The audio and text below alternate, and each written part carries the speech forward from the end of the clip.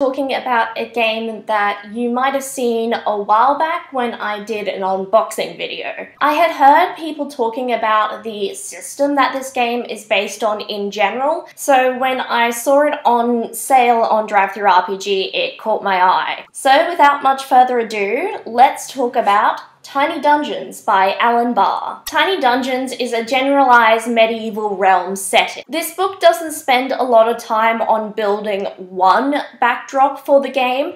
Rather, at the back of the book, the game manual provides several backgrounds and settings for your games to take place in. The settings do take up about half of this book, so I will talk about some of the ones that caught my eye. The Land of Roses and Thorns is a medieval fantasy setting with vibes similar to Game of Thrones. In this setting, you play characters trying to glorify their houses. And they've added mechanics for this setting which allow your house to have actions and sort of powers as well as individual characters in the houses. These stats can also be rolled against other houses' stats in the game. The second one I want to talk about is the Streets of Fae. It's a modern setting where characters have a small amount of magical DNA in their blood. In this setting, a mostly non-magical world clashes with the fringes of a magical world.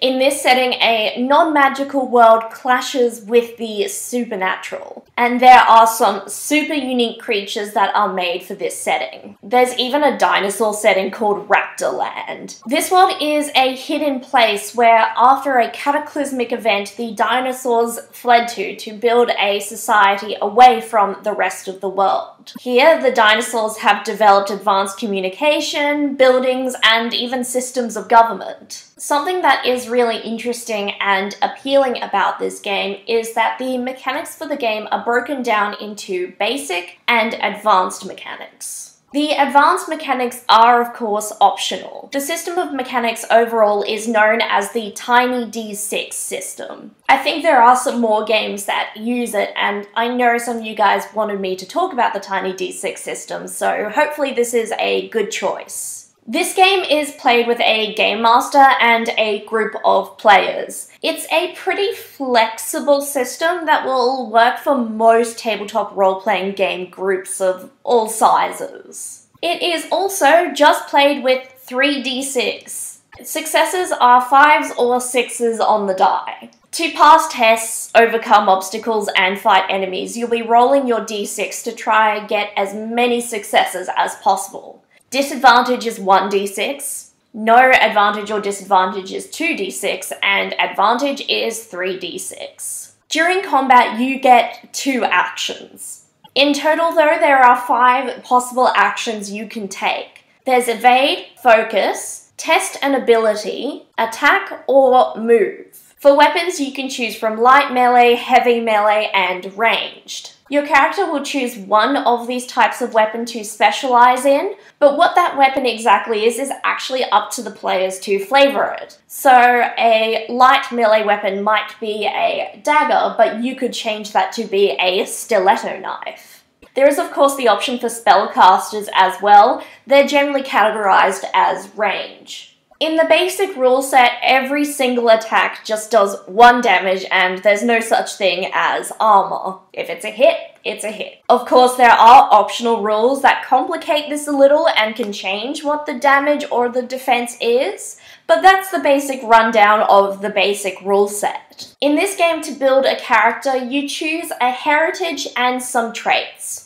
These 2 categories could indicate your character's backstory, what their skills are, or any innate talents they have. It's a really modular way of building characters, as you can choose 2 traits that seem really disparate and make some really cool characters with them. One of my favorite things about this game are the traits, actually. These traits allow your characters to have some advantages in the game. There's a mixture of combat and non-combat traits that really make some interesting flavor. I particularly like the trait of the Brawler, which allows your fists to do the talking rather than using a weapon. There's also an optional rule for a thing called a Prestige trait. These can only be gained if you're using the optional rules and the character already has the prerequisite traits that allow them when they level up to take another trait. These have some really cool and interesting builds. Tiny Dungeon has what the game itself calls a minimalist style of advancement for characters.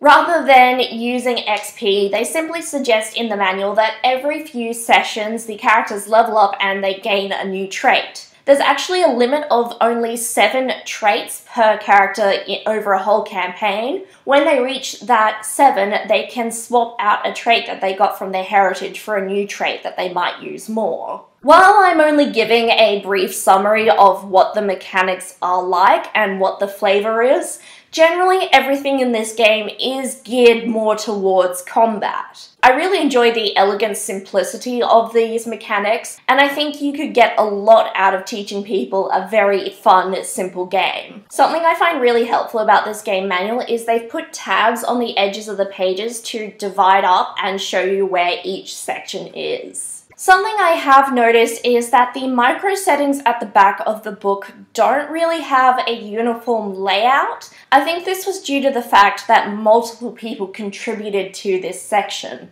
I do kind of wish though there was a more uniform layout, as some of them have little sections that describe some of the media that inspired them or reminds them of this game they've created, or things like the themes that might emerge while playing in this game setting. The art for this book is only available in black and white, and I kind of wish I had some more of these illustrations in colour, just because of how beautiful the colours and the saturation is on the front cover.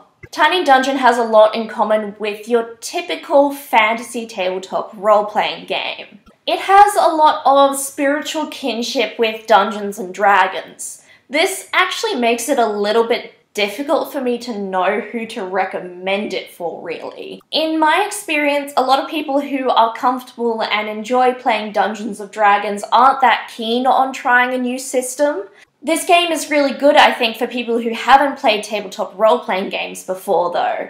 However, on that side, people have mostly heard of Dungeons and Dragons when they think of tabletop role-playing games, and I tend to find they want to play the game they've heard of, not whatever obscure thing you've dug up. One of the downsides, I think, about Dungeons and Dragons representing so much of the tabletop role-playing game hobby is that it can actually be really difficult for people to learn to play it as a game. If people try Dungeons and Dragons and they think it's too hard, I worry that they tend to think all tabletop role-playing games are as difficult, and so then they won't try any other games. This is absolutely not the case for most people. It's just that a lot of people I've noticed think it's all Dungeons and Dragons and not potentially little gems that could give them the right kick with a similar flavour.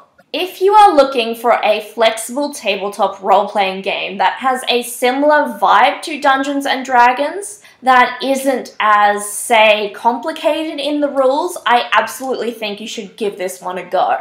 If there are any game masters out there that have friends who are interested in trying tabletop role-playing games, I would absolutely suggest Tiny Dungeons before jumping into Dungeons and Dragons. I think this game has a lot to offer both veteran players and new players. I only paid $30 US for my print copy, not including shipping to Australia, but I think that is a really fair price on a really cool paperback game. Today's episode's actually been really difficult to write. I really like this game and a lot of its features, but I'm not sure how I would convince people to try it out. What do you think? How would you suggest this game to a group? Who do you think it's actually for? Feel free to leave a comment telling me what I'm missing. If you enjoyed today's episode, I encourage you to like, subscribe, maybe share with a friend. It helps me know if I'm doing something you guys like. I hope you're all well, and I look forward to seeing you next time at the gaming table. Bye!